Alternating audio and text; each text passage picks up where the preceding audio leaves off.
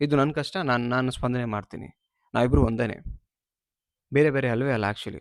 ಆ ಥರ ಮನಸ್ಥಿತಿ ಅವರಲ್ಲಿ ಬಂದಿರುತ್ತೆ ಆಲ್ರೆಡಿ. ಕಂಪ್ಲೀಟ್ಲಿ ಅವರ ವರ್ಕ್ ಶೆಡ್ಯೂಲ್ ಮತ್ತೊಂದು ಇನ್ನೊಂದು ಏನೇ ಆಗಿರಬಹುದು.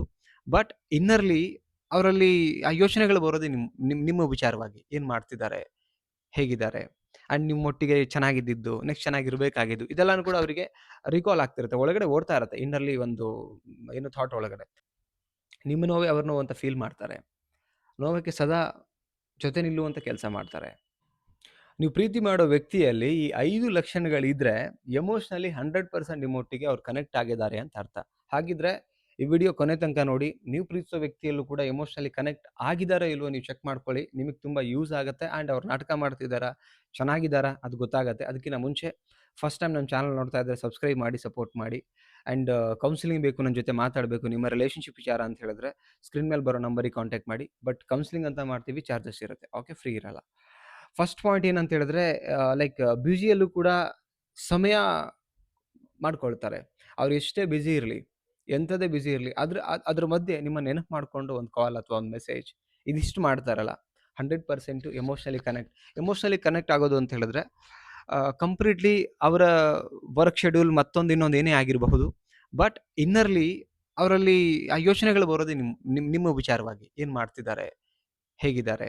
ಆ್ಯಂಡ್ ನಿಮ್ಮೊಟ್ಟಿಗೆ ಚೆನ್ನಾಗಿದ್ದಿದ್ದು, ನೆಕ್ಸ್ಟ್ ಚೆನ್ನಾಗಿರ್ಬೇಕಾಗಿದ್ದು, ಇದೆಲ್ಲಾನು ಕೂಡ ಅವರಿಗೆ ರಿಕಾಲ್ ಆಗ್ತಿರುತ್ತೆ. ಒಳಗಡೆ ಓಡ್ತಾ ಇರುತ್ತೆ. ಇನ್ನರ್ಲಿ ಒಂದು ಏನು ಥಾಟ್ ಒಳಗಡೆ. ಸೊ ಹಾಗಾಗಿ ಏನು ಮಾಡ್ತಾರೆ, ಒಂದು ಕಾಲ್ ಮಾಡೋಣ ಅಂತ ಅನ್ಸುತ್ತೆ ಆ ಫೀಲ್. ನಿಮ್ಮ ಕಡೆ ಜಗ್ಗುತ್ತೆ, ಕನೆಕ್ಟ್ ಮಾಡ್ತಾ ಇರುತ್ತೆ ಅವ್ರಿಗೆ. ಕಾಲ್ ಮಾಡೋಣ, ಮೆಸೇಜ್ ಮಾಡೋಣ, ಮಾತಾಡೋಣ, ವಾಯ್ಸ್ ಕೇಳೋಣ, ಏನು ಮಾಡ್ತಿದ್ದಾರೆ, ಭಾವನೆಗಳನ್ನ ಹಂಚ್ಕೊಳ್ಳೋಣ. ಭಾವನೆಗಳನ್ನ ಹಂಚ್ಕೋಬೇಕು ಅಂತ ನಿಮ್ಮ ಹತ್ರ ಬರ್ತಿರ್ತಾರೆ. ಸೊ ಅದು ಎಮೋಷನಲ್ ಕನೆಕ್ಟ್ ಆದವ್ರು ಮಾತ್ರ ಹೀಗೆ ಮಾಡ್ಲಿಕ್ಕೆ ಸಾಧ್ಯ. ಬೇರೆಯವ್ರು ಹಾಗೆ ಮಾಡ್ಲಿಕ್ಕಿಲ್ಲ. ಅವ್ರ ಕೆಲಸ ಮುಗಿದ್ಮೇಲೆ ಅವ್ರ ಪಾಡಿಗೆ ಹೊರಟೋಗ್ಬಿಡ್ತಾರೆ. ಬಟ್ ಎಮೋಷನಲಿ ಕನೆಕ್ಟ್ ಆದಂಥ ವ್ಯಕ್ತಿಗಳು ಹೀಗೆ ಇರ್ಲಿಕ್ಕೆ ಸಾಧ್ಯ. ಅಂದರೆ ಸಮಯ ಮಾಡ್ಕೊಳ್ತಾರೆ. ನೆಕ್ಸ್ಟು ಪಾಯಿಂಟ್ ಏನಂತ ಹೇಳಿದ್ರೆ, ನಿಮ್ಮ ನೋವನ್ನು ಅರ್ಥ ಮಾಡಿಕೊಳ್ಳಲು ಪ್ರಯತ್ನ ಮಾಡ್ತಾರೆ. ನೀವು ಯಾವ ನೋವಲ್ಲಿದ್ದೀರಿ? ಎಷ್ಟು ನೋವಾಗಿದೆ? ನೋವು ಯಾವ ಥರ ಇದೆ ನಿಮಗೆ? ಆ ನೋವಲ್ಲಿ ನಿಮಗೆ ಸಾಂತ್ವನ ಮಾಡೋದಾಗ್ಲಿ, ಆ ನೋವಿಂದ ಆಚೆ ಬರೋಕ್ಕೆ ಪ್ರಯತ್ನ ಪಡಿಸ್ತಾರೆ. ನಿಮ್ಮ ನೋವೇ ಅವ್ರ ನೋವು ಅಂತ ಫೀಲ್ ಮಾಡ್ತಾರೆ. ನೋವಕ್ಕೆ ಸದಾ ಜೊತೆ ನಿಲ್ಲುವಂಥ ಕೆಲಸ ಮಾಡ್ತಾರೆ. ಈ ಥರ ಇದ್ದಂಥವ್ರು ಡೆಫಿನೆಟ್ಲಿ 101% ಏನು ಅಂತ ಹೇಳಿದ್ರೆ ಎಮೋಷನಲಿ ಕನೆಕ್ಟ್ ಆದಂಥ ವ್ಯಕ್ತಿಗಳು ಮಾತ್ರ ಹೀಗೆ ನಿಲ್ಲೋಕ್ಕೆ ಸಾಧ್ಯ, ಹೀಗೆ ಮಾಡೋಕ್ಕೆ ಸಾಧ್ಯ. ನಿಮಗೆ ಯಾರೂ ಇಲ್ಲ ಅನ್ನಿಸ್ದಾಗ ಅವ್ರು ಮಾತ್ರ ಜೊತೆಗಿದ್ದೇ ಇರ್ತಾರೆ. ಏನೇ ಹಣದ ವಿಚಾರದಿಂದ ಹಿಡ್ಕೊಂಡು ನಿಮ್ದು ಏನೇ ಪ್ರಾಬ್ಲಮ್ ಇದ್ದರೂ ಆ ನೋವಿಗೆ ಸ್ಪಂದನೆ ಮಾಡುವಂಥ ಗುಣ ಅವರಲ್ಲಿರುತ್ತೆ. ಓಕೆ, ನೆಕ್ಸ್ಟ್ ಪಾಯಿಂಟ್ ಏನಂತ ಹೇಳಿದ್ರೆ, ಕಷ್ಟಕ್ಕೆ ಸದಾ ನಿಲ್ತಾರೆ. ನಿಮಗೆ ಏನು ಕಷ್ಟ ಇದೆಯೋ ನಿಮ್ಮ ಕಷ್ಟನೇ ಅವ್ರ ಕಷ್ಟ.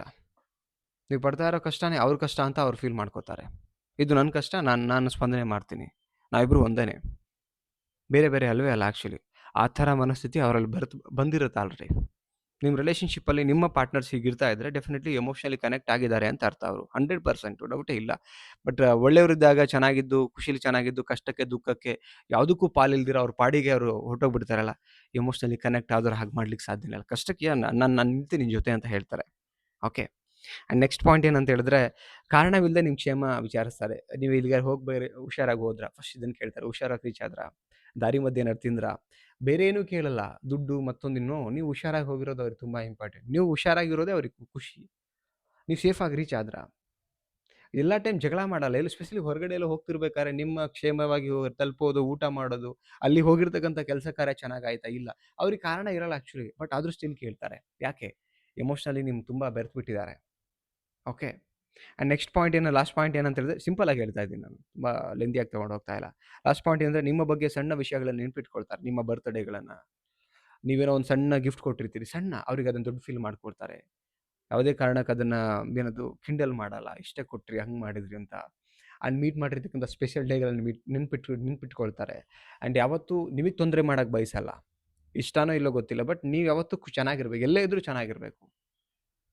ಎಮೋಷನಲಿ ಡ್ಯಾಮೇಜ್ ಮಾಡಕ್ಕೆ ಹೋಗ್ತಾರಲ್ಲ, ಆ ವ್ಯಕ್ತಿಗಳು ನಿಮ್ಮನ್ನು ತೊಂದರೆ ಮಾಡೋರು. ಅವರು ನಿಜವಾಗ್ಲೂ ನೀವು ಸ್ವಾರ್ಥಕ್ಕೂ ಇಷ್ಟಪಟ್ಟವರು. ನಿಮ್ಮನ್ನು ಪ್ರೀತಿಸೋಕೆ ಇಷ್ಟಪಟ್ಟಿಲ್ಲ. ಓಕೆ. ಸ್ನೇಹಿತರೆ, ಈ 5 ಲಕ್ಷಣಗಳಿದ್ರೆ ಡೆಫಿನೆಟ್ಲಿ ನಿಮ್ಮ ಪ್ರೀತಿ ಒಳಗಡೆ ನಿಮಗೆ ಎಮೋಷನಲಿ ಕನೆಕ್ಟ್ ಆಗಿದ್ದಾರೆ ನಿಮ್ಮ ಲವರ್ ಅಂತ ಹೇಳ್ತಾ, ಹೇಗಿತ್ತು ಪಾಯಿಂಟ್‌ಗಳು ಕಮೆಂಟ್ ಮಾಡಿ ತಿಳಿಸಿ. ಇಷ್ಟ ಆದರೆ ಲೈಕ್ ಮಾಡಿ ಆ್ಯಂಡ್ ಎಲ್ರಿಗೂ ಶೇರ್ ಮಾಡಿ ಆ್ಯಂಡ್ ಸಬ್ಸ್ಕ್ರೈಬ್ ಮಾಡ್ಕೊಳ್ಳಿ. ಕೌನ್ಸಿಲಿಂಗ್ ಬೇಕಾ ಕಾಂಟ್ಯಾಕ್ಟ್ ಮಾಡಿ. ಮತ್ತೊಂದು ಟಾಪಿಕಲ್ಲಿ ಸಿಗ್ತೀನಿ. Thank you so much. Bye.